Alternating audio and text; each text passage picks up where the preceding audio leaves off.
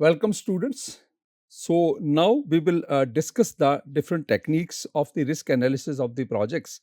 In the previous class, we talked about the basic concepts or fundamentals of the risk analysis of the, say, project investments or the capital budgeting projects. Now, we will learn about that what are the different tools and techniques available for the project risk analysis, because it's very important component I discussed with you in the previous class also, that risk analysis is a very important component of the overall project management, because when you work out the different say parameters and you prepare the detailed project feasibility report, you find out that if everything is expected to happen as expected, then I think there is no risk or no uncertainty involved in any kind of the investment proposal. And in that way, anybody can become a businessman and can make investment into the projects, or can start their startups, or maybe anywhere of any other kind of the enterprises. So it's cumbersome procedure. It's not very easy when we go for making investment and we want to start our own venture or a startup. So we will have to be careful that a different kind of the investments means different kind of the risks are involved in the investments. And that is the reason that say you expect the highest rate of return from the business or from the projects, because you're not satisfied with any other avenue, maybe a bank rate or the bond market or maybe the stock market or real estate market. That's why you decide to go for the business, your own business, because your required rate of return is higher as compared to the expected rate of return from the other four avenues, maybe other than the business. So that's why you prefer to move to your own venture or your own business. You want to have your own setup. So if you are going to set up your venture and you're expecting the higher rate of return, certainly you are supposed to take the higher amount of the risk. So risk and return go hand in hand. So we all understand that no venture, no project is free from any kind of the risk. And you have to be careful. Your job as an entrepreneur, as a promoter, or as an investor is that you have to be very careful that what different kind of the risks are involved in the projects or the investment options which we are going to evaluate. And in that investment option, we will have to be very clear that we have to move from, say, large scale uncertainty to the, say, acceptable level of the certainty, so that we are able to visualize or foresee in advance that what kind of the risks are involved in this investment, say, proposal or the investment project, so that we are able to manage that risk. Because if we are able to foresee that what is going to happen, or maybe something the certain things which are not going to happen as expected, so we can take the, say, corrective actions, and we can be aware about the things going to happen means in advance, and then we can take the corrective actions and we can save ourselves and our investment from any kind of the unexpected happenings. So here are the different tools and techniques with the help of which we can evaluate the risk associated to the projects. And in that process, as I told you in the previous class also, for the standalone projects, we have the 6 different techniques: sensitivity analysis, scenario analysis, then break-even analysis, and then we have the Hiller's model, then we have the simulation, and then we have the decision tree analysis. So, first 3 techniques are very useful and maybe relevant for us, and they are easily implementable. We can easily implement them. They are easily implementable, or we can easily implement them. We can easily understand also, and the results coming out of these 3 techniques are really very good and going to serve the purpose of overall risk analysis of the projects. So we are going to understand in detail that what is the sensitivity analysis, what is scenario and break-even analysis. We will discuss the 3 techniques in detail, and we will discuss the other remaining 3 techniques not in detail, but yes, we will be clear about that how we can use the Hiller's model, or say simulation analysis, or the decision tree analysis. But even if you use these 3 techniques, the sensitivity, scenario and break-even analysis, that's going to serve the purpose, because it's going to give you the very effective results and helping us to visualize the risk associated with the project proposal in advance. And if we know, then we can take the corrective actions also. So let's understand what is the sensitivity analysis. Sensitivity analysis is that we try to find out in advance that how sensitive this investment or this project is to the different variables associated with the project. So when you talk about the different variables associated to the projects, they are different variables are like this. For example, this is an investment, then sales is another variable cost is another variable, fixed cost is another variable, depreciation, profit, tax, profit after tax, and cash flow from operations and net cash flow. All these are the integral components of the overall project assessment or the cash flow estimation. And ultimately, cash flow estimation helps us to go for the evaluation of the project on the financial terms or maybe on the cash flow terms. So we have to calculate the NPV or IRR depending upon the cash flows.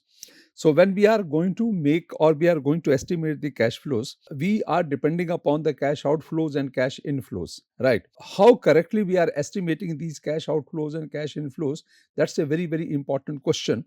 And if there is anything which you call it as some element of the error involved in this cash flow estimation, then all your calculations will go haywire. And finally, whatever that NPV or IRR you are calculating, that will not carry any value.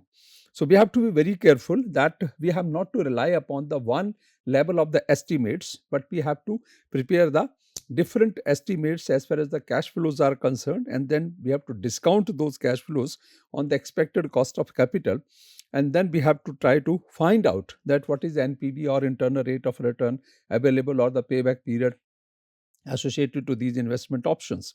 So we have to go for the cash flow analysis or working out the cash flows. So we have to work out the cash flows at the multiple levels as far as the sensitivity analysis is concerned. And the purpose of doing this is to know the sensitivity, the extent of sensitivity of the investment proposal to the different say variables associated to this investment. And I told you that, for example, if you call these as variables, investment, sales, variable cost, fixed cost, and all that, then I think at any point of time, any variable may change or may not come true as expected or as estimated in advance. For example, in this case, we are going to understand that if you look at the cash flow forecast of a floor mill project, so you can easily find out here that we have estimated certain cash flows here, and initial investment estimated is 20,000. So you call it as it's 20 millions or 2 crores, right? 2 crores of the investment or 20 millions of investment has been estimated here, which is required. So this is going to cause the outflow. So whether it is going to be 20 million or it's going to be more than that, or it may be less than that also, how do we know about it? So we have to not to rely only upon this one estimate of the 20 millions or 2 crores. We have to make multiple estimates and we have to move this investment. That, for example, if it is 20 million, what is the net cash flow? If it is 18 million, what is the net cash flow? If it is 24 million, what is the net cash flow? So at any point of time, we should be sure about that anything may happen to the outflows or to the expected investment. It may go up or go down, but ultimately, whatever, even in the worst case scenario, even in the pessimistic scenario also, the net cash flow being generated by the project is worthwhile, and NPV is going to be zero at least in the foreseeable period of time of 5 or 10 years. In the remaining life of the project, we are going to have the positive cash flows. So the proposal is undertakeable. So we are going to take this proposal. But for example, in the optimum scenario, it's going to do well. Even in the optimistic scenario, it's going to give you the better results. But when you little move towards the pessimistic scenario, so the cash flows start dwindling. And finally, the NPV or IRR, which you calculate, that give you the results which are not expected. Or maybe at certain level, the NPV becomes a negative, IRR becomes lesser than the say required rate of return. So in that case, you have to be very careful that it may be possible, it can happen, and if you are able to correct that situation, then it's fine. But if you are not able to correct that situation, then I think it's better to drop the idea and look for the alternatives. So this is the first say the variable investment. So you have estimated in the present case, this is the most optimum scenario, we can say. This is the most optimum scenario. The cash flow is worked out here. Net cash flow worked out here as a 4,000 as annuity cash flows and 20 million as a 4,000 is a annuity cash inflow, and 20 million is say the total outflow associated to the project. So it is because it is in thousands. So finally, this is not 4,000, but this is 4 million. So the 4 million of the cash flow in the annuity form is coming to us for the next 10 years. So this is the most optimum scenario where we are saying that our say outflow investment is 20 million and sales are going to be 18 million, and your variable cost is going to be two-thirds of the sales, that is 66.67%, that is 12 millions, and this fixed cost is 1 million, depreciation is 2 million, and then you call it as a pre-tax profit is 3 million, and taxes are 1 million, and finally your profit after taxes 2 million. And when you calculate the cash flow, so for calculating the cash flow, you take this depreciation of the 2 million and your profit after tax of the 2 million. So finally this gross cash flow, operating cash flow becomes 4 million, and finally this net cash flow also becomes 4 million, and 4 million of the cash flow is going to remain as annuity for the next 10 years. Is going to remain as same. So simply you can calculate the NPV of the project, and for calculating the NPV of the project, you have the total investment outflow of the 20 million and 4 millions of the annuity cash inflow for the net cash inflow for the next 10 years. So we are discounting it with the PVIFA, and we are assuming that cost of capital is 12%, N is 10. So finally this is the factor available from the table, and if you finally do all the calculations, you can say that 2.6 million 2.6 million is going to be the, or 26 lakh is going to be the NPV of the project, which is positive, and the project is acceptable, or maybe the risk associated is manageable, and we can say that at this level of investment, this level of sales and cost, and finally the profit and the final cash flows, NPV is going to give us the positive results, and finally we can say that yes, we can go ahead with the proposal, because largely we can see that these are the stable estimates, and more or less they are going to exist in the real life scenario also when we will make investment in the market. So finally it's a positive NPV of 2.6 million, and with this positive NPV of 2.6 million we can go ahead with making the investment. But this is the most optimum situation or expected situation. Now, under the sensitivity analysis, what we do, we change one variable at a time. You are given the different variables. You are given, for example, investment, you are given sales, variable cost, fixed cost. But if you say that these are the four major variables, so what will you do? You will change the investment, means you will increase the investment sometime, or you will decrease the investment. That investment can be 20 million, 24 million also, and 18 million also. If it is 20 million, this is expected scenario, NPV is 2.6 million. But if it is 18 million, what would be the impact on NPV?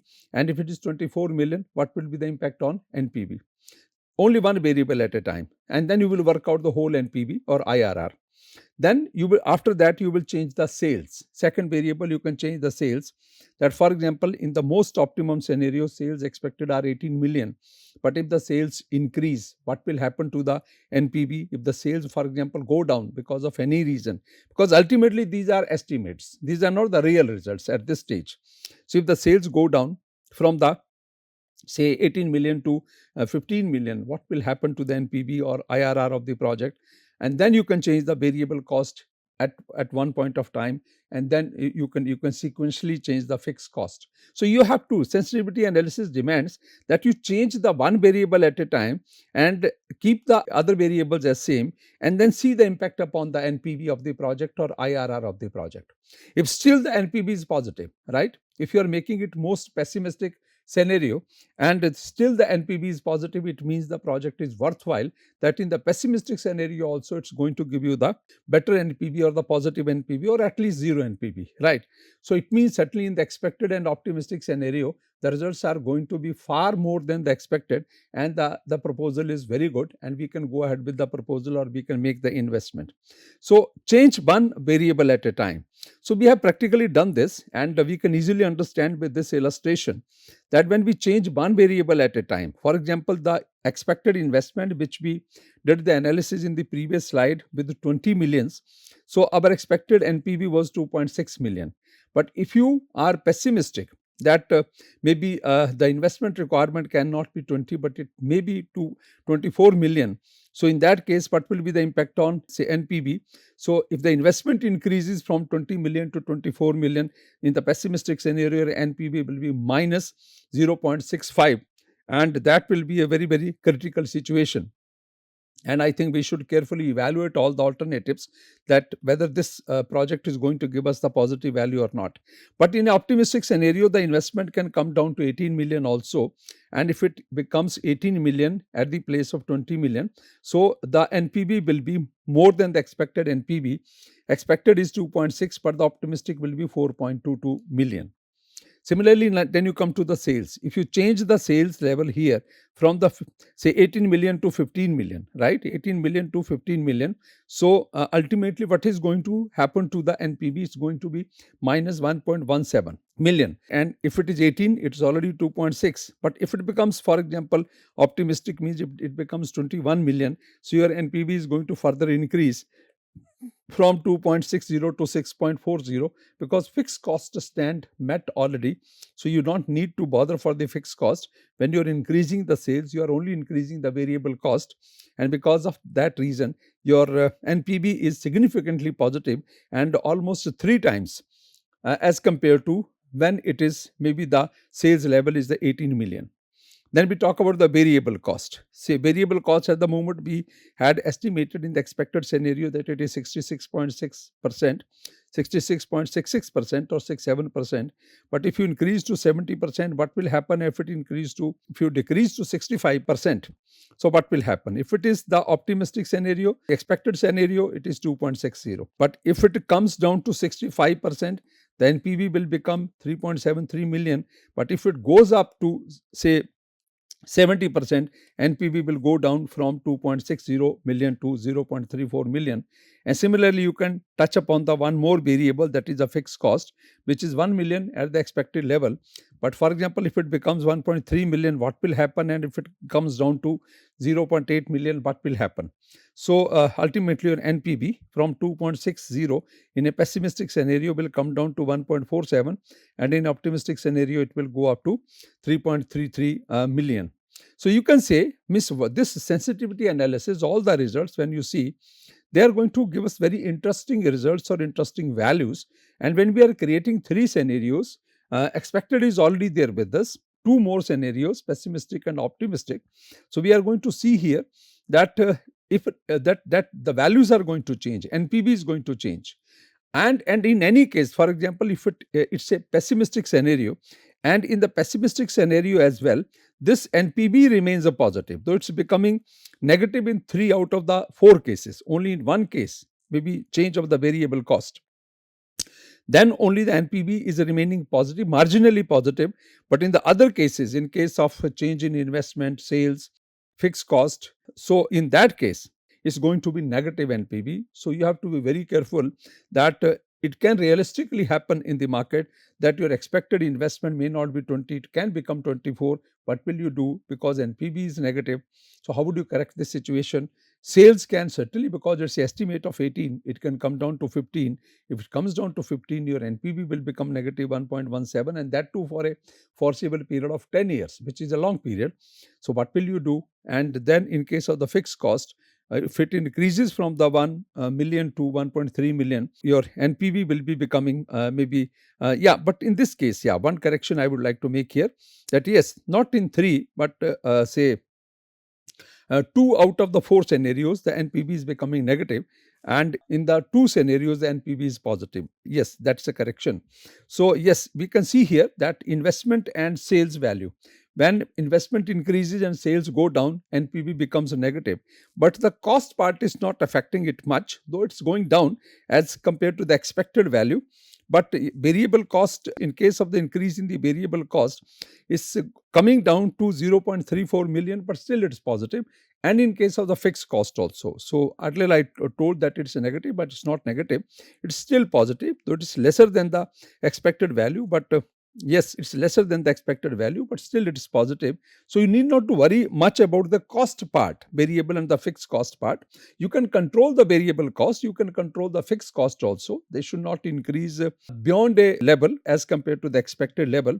But as far as the sales estimates are concerned, you have to work hard to improve the sales estimates and not to allow the sales to go below 18 million.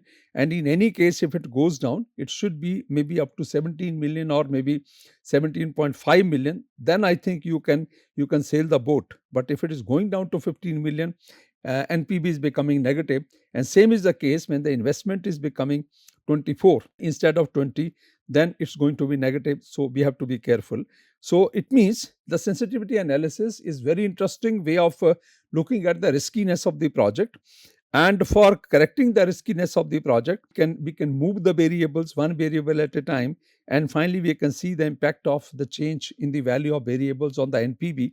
And finally, we can say that if in the pessimistic scenario as well, most of the variables, or maybe the say after moving most of the variables to the pessimistic level, if the NPV is zero, even not positive, but even if it is zero, then I think we should go ahead with the venture. But if it is seriously negative, for example, in this 50% of the variables are giving you the negative NPV, so we should be careful. We have to correct the situation. We have to correct our investment estimates, maybe from 20 to 24, or maybe correctly we have to talk to the consultants that what could be the expected investment requirements. And similarly, we have to work on the sales estimates and then only go ahead with the investment, because any change in the investment or the sales level can make the project worthless, and then PV may become negative. So we have to be very careful, and with the help of sensitivity analysis, we can understand that what's going to happen to the project. The next technique is the very interesting technique is the scenario analysis. Scenario analysis is basically the extensive version of the sensitivity analysis. Means it's extension of the sensitivity analysis, that's the scenario analysis. Under the sensitivity analysis, you create 3 scenarios, right? But you change one variable at a time, right? You change one variable at a time. But under the scenario analysis, you change the multiple variables at a time and you create multiple scenarios.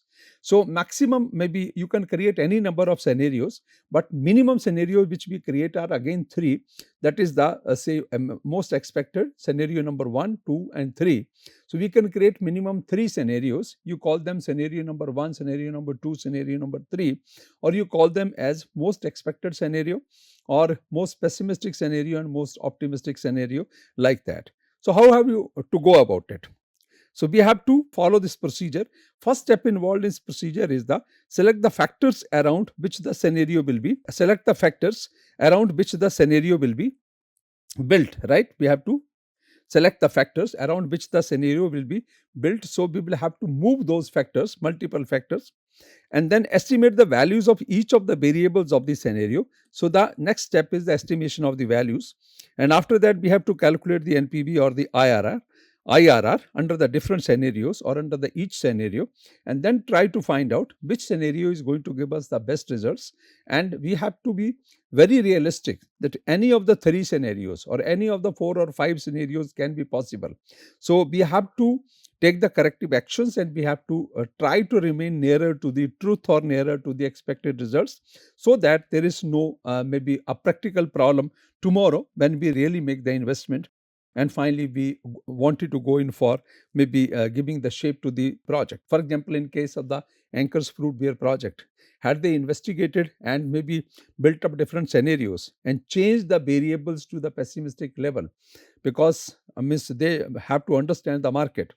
After understanding the Indian market or sentiments of Indian market, had they created the different scenarios or maybe estimated the investment requirements correctly, or the say market requirements, actually in that case investment estimates were not incorrect, but market estimates were incorrect, sales estimates were incorrect, and whatever the expected level of the sales, they couldn't even achieve 10% of that. And finally, they thought that any effort of improving the sales after manufacturing the projects will not yield any results, because that say the factual level, maybe the realistic level of the sales was much less as compared to the expected or required. So they finally decided to dismantle the project rather than maybe trying to improve the sales or maybe trying to make the project with a positive NPV, because the gap between the ground level sales and the estimated sales was so high that only they could achieve, I think, 5 to 10% of the estimated sales. So any measure of improving the sales up to 100% or maybe 90% of the expected level is not going to work. So in that case, you have to dismantle the project, you have to maybe abandon the project, and finally you have to look for the alternative if it is possible. So we will have to see here that we are creating different scenarios, scenario 1, scenario 2, scenario 3, and in these scenarios we can say, you call it as this is the most expected scenario, right? And then we are changing the variables, other variables, and in this case we are saying that unit selling price we were expecting here, that is the 15. Under the scenario 3 we are increasing it to 40, but in the scenario 1 we are keeping it as 25. So maybe you call it as say this is the 1. So under this it is 25. Then we reduced it to 15 selling price, and then we increased it to 40. And then you talk about the demand in say units. When the selling price is 25, demand in units is 20,000 units or 20 million units, for example. And in case of scenario 2, when the price comes down per unit, that in rupees, that is selling price in rupees. So when it is 15 rupees, so the demand in units is the 40 millions, and if it goes up to 40 rupees, then it is 10 million, significantly going down. Similarly, the impact on the revenues is seen here, the variable cost is seen here, and then the fixed cost is seen here. So all these variables are changed, because in the scenario 1, though the investment is same, initially investment is same, but selling price is different in the different scenarios. Units to be demanded or sold is different in the different scenarios. Revenues are again consequently going to be different in different scenarios. Variable cost is different, fixed cost is same. We are not changing the fixed cost. We are keeping the fixed cost as same, because it's a behavior of the fixed cost. And depreciation also is a kind of a fixed cost, so that is remaining fixed. So we are keeping these two costs as fixed, right? The depreciation and the fixed cost, we are keeping these two fixed. But others we are changing. We are changing the selling price, we are changing the units demanded, we are changing the revenue, we are changing the variable cost. And finally, means the number of years are going to remain same, that is 10 years of the period of time for which we are working out this scenario. So NPV, though it is 377.2 million rupees in the scenario 1, but it seriously comes down to 25.9 million when the unit price comes down to 15 from 25, because units demanded, though it is going to increase, but maybe because of a significant difference in the price by 10 rupees from the 25 to 15, NPV is going to be significantly low, that is 25.9 million. And when your selling price is going to increase by 15 rupees from 25 to 40 rupees, so your NPV is significantly going to be positive to 427.4 million, right? And finally, we have to say we got these cash flows. Say when you talk about these annual cash flows, so we got these cash flows 115, 45, and this 125. And this investment is there with us. So finally, we discounted it at the 15% discount rate. And finally, we found that this is the NPV 377.2 for the given cash flow and the discount rate 25.9 and 427.4 in the scenario 3. So in this case, all the three scenarios are giving us the positive NPV. There is no scenario that it's giving us a negative NPV.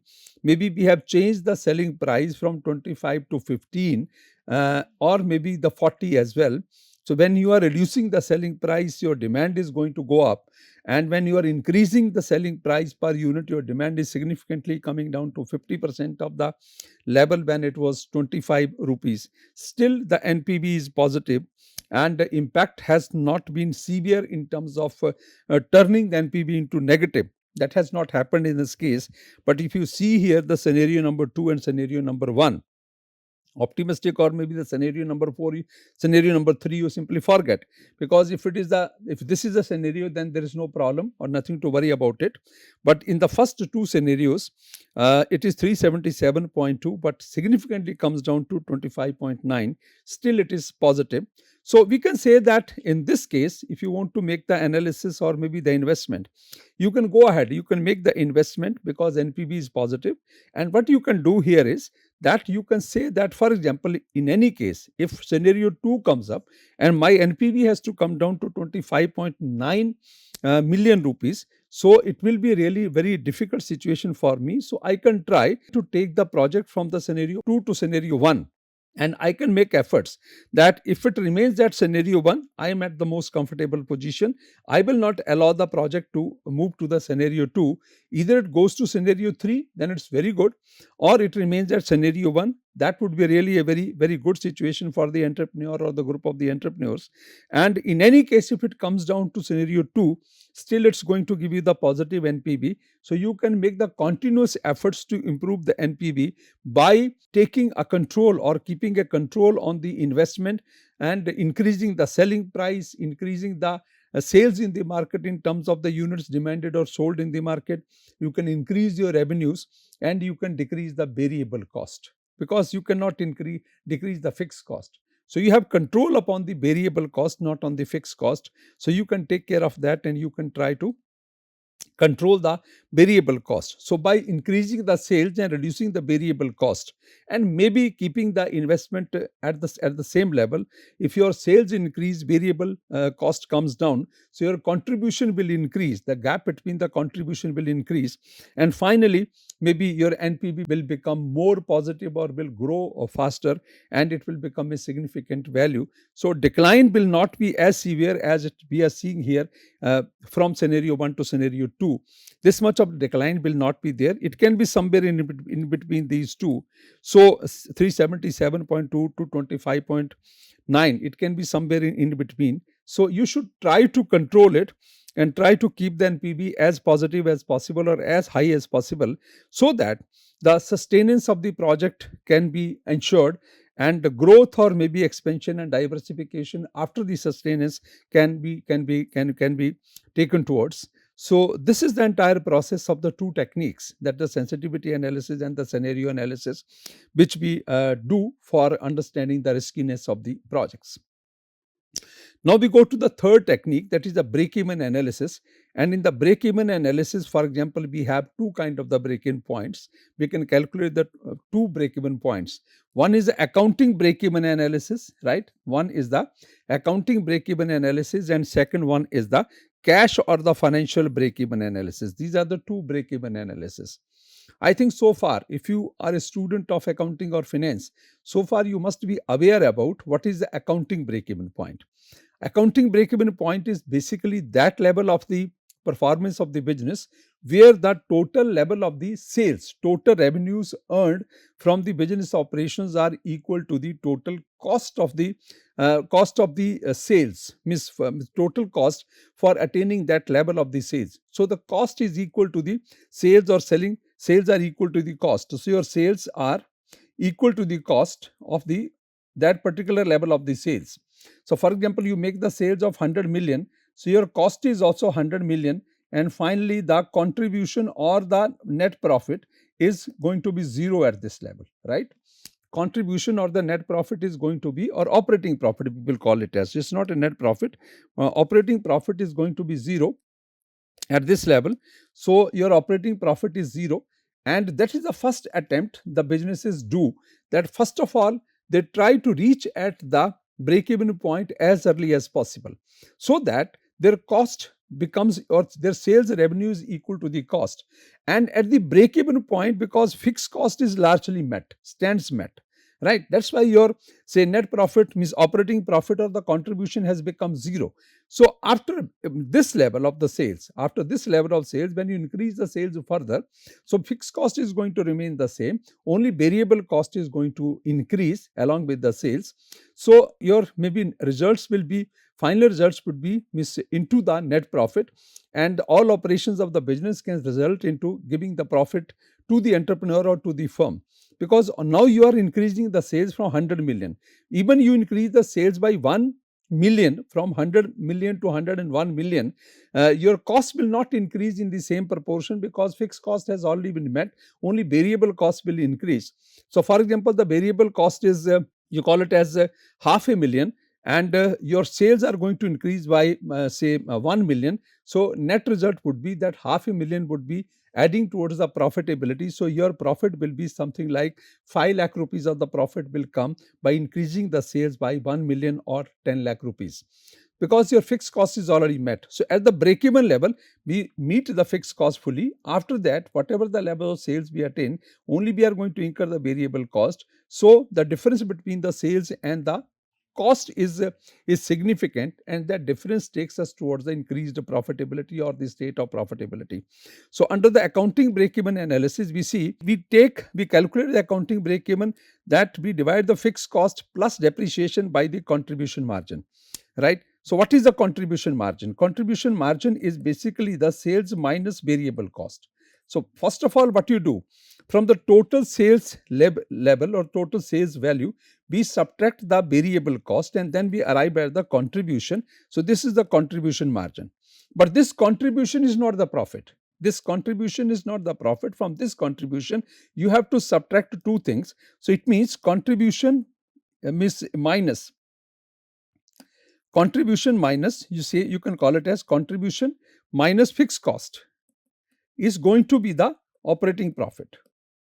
Contribution minus fixed cost is going to be the operating profit. So it means at this level, when we are saying that you are dividing the fixed cost plus depreciation, so depreciation is also a fixed cost. So total of the fixed cost inclusive of the fixed cost and the depreciation, when we see here that we are going to meet this your contribution. So your contribution is 33.3% and fixed cost is 1 plus 2. Fixed cost is 1 million and depreciation is 2 million. So totally the fixed cost is 3 million. When you're dividing the 3 million by 0.333 level of the, or maybe 33.3% of the contribution, so your sales level is going to be 9 million. This means that when you attain the level of sales of 9 million or at 9 million level of sales, you are going to be at the break-even point. And after that, whatever the sales you incur, that's going to give us the profit. That's going to give us the profit. So 9 million sales for this venture, for this flour mill, are the break-even sales. After that, whatever the sales you earn or you make, that's going to give us the profit, because after this 9 million rupees of the sales, your fixed cost is already met, right? You are not going to incur any fixed cost further. So you are going to have the variable cost only. So sales minus variable cost will give you the contribution, and that contribution would be equal to the profit because the fixed cost has become zero now. So your entire contribution will become the profit because fixed cost has been fully recovered at 9 million level of the sales. And after 9 million level of the sales, whatever the sales you make, that sales are going to give you the profit. So C minus fixed cost being zero now after 9 million of sales is equally going to give you the profit or the operating profit. So you have to try to reach at the break-even level of the sales as early as possible. So under accounting break-even, what we do is we take the fixed cost, total fixed cost, and we divide it by the contribution, and we try to find out that level of the sales which is going to be called as the break-even sales, So when we calculate the total say profit under the accounting process, so first of all, from the sales we subtract the variable cost, we arrive at the contribution, and from the contribution, when we subtract the fixed cost, we arrive at the profit, right? So that is for calculating the profit as we saw in this equation. But for calculating the break-even sales, you have to divide the fixed cost by the contribution margin ratio, and that level of sales will be called as the break-even sales. For example, in this case, it is 9 million. After 9 million, whatever the sales you are going to have, those sales are going to give you the profits, and maybe after that the firm is safe, the business is safe, and we are going to get the profit after 9 million of the sales. So it means accounting break-even point is the 9 million level of the sales. We are taking the information from this details given here about the flour mill project. So we have taken this fixed cost also, and then the depreciation also. Then we talk about the cash break-even analysis. And when we talk about the cash break-even analysis, so cash break-even analysis is nothing but a level of sales where the NPV of the project would be zero. That level of the sales where the NPV of the project would be zero. After that, when you keep on making the sales after the NPV becoming zero. So the further sales will give you the surplus cash flows, and before that, whatever the sales you are making, that will not be giving you the positive NPV or zero NPV. So to reach at the or to arrive at the zero NPV, how much sales are required to be done? That is called as the cash break-even point or the financial break-even point. So it is clearly written here that the focus of the financial break-even analysis is on the NPV and not on the accounting profit.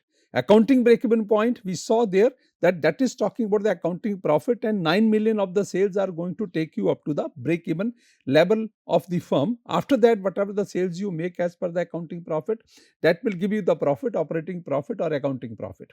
But less than 9 million, you are incurring a loss. But under the financial break-even point, we are now at a stage where we are trying to find out that if you see here what is written here, that the focus of financial break-even analysis is on NPV and not on the accounting profit. At what level of sales will the NPV of the project have a zero NPV? Means at what level of the sales the project has a zero NPV? That is the important requirement here, and that we try to find out under the financial break-even analysis. So maybe at what level of sales? So you want to try to find out the level of sales where the NPV will become zero. So to illustrate this, we have this all detailed miscalculations we have done. So it is all in the proportions or percentage terms. For example, we are given here, if you talk about the floor mill project, we are taking the same floor mill project. So if you talk about this, you are given the variable cost 66.67% of the sales is the variable cost. We are given the contribution is the 33.33, means 1 minus 66.67. So contribution is 33.33% of sales. Fixed cost is 1 and depreciation is 2 million, which is there in the floor mill project. We are taking the values from this part only. And then we are calculating the pre-tax profit. So pre-tax profit is in the form of this equation, 0.333 into sales minus 3 million of the fixed cost, right? 3 millions of the fixed cost. So tax is going to be, because tax rate is 33.3%, so tax is going to be this equation, and profit after tax is going to be this equation. And finally, if you want to calculate the cash flow, if you solve this equation, you will get this cash flow, right? You will get this cash flow. And when you want to try to find out, right, when you try to find out that, say, the financial break even, so in this case, we can say here that since the cash flow for the last 10 years, since the cash flow lasts for the 10 years, right, since the cash flow lasts for the 10 years, its present value at a discount rate of the 12% is this, because we have taken the assumption that cash flow is for the 10 years and the discount rate is 12%. So present value of the cash flow is something like this, that your cash flow we have calculated is 0.222, 0.222 of the sales. So the present value of the cash flows, for calculating the present value of the cash flows, you have to take the 10 years period of time as we have assumed in case of the floor mill project, and your discount rate is 12%. So finally, you are multiplying this discount factor, and this is going to be the present value of the cash flows is 1.254 of the sales, right? And for calculating the break-even sales as per the financial break-even point, you have to find out that the financial break-even point is that level where your NPV is zero. It means the present value of the cash flows is equal to the present value of the investment. So total investment in the project is the 20 million, right? So we want to find out the present value of the cash flow, or maybe the present value of the cash flow coming from that level of sales, present value of the cash flows coming from that level of sales, which makes the NPV zero. So we have to find out that level of the sales, and this level of sales is the 15.95 million. So it means, the meaning here is that if you look at this level of the sales, that at 15.95 million of the sales, NPV of the project will be zero, and that would be called as the financial break-even point or the cash break-even point, because the emphasis here in the financial break-even point or cash break-even point is that NPV of the project has to be zero. So now you can understand the difference here. You are saying that NPV as per the financial break-even point is 15.95 million, right? 15.95 million. And how much was as per the accounting break-even point? It was only 9 million. So why there is a difference as per the accounting break-even point and the financial break-even point? The difference is because of calculating the present value of the cash flows.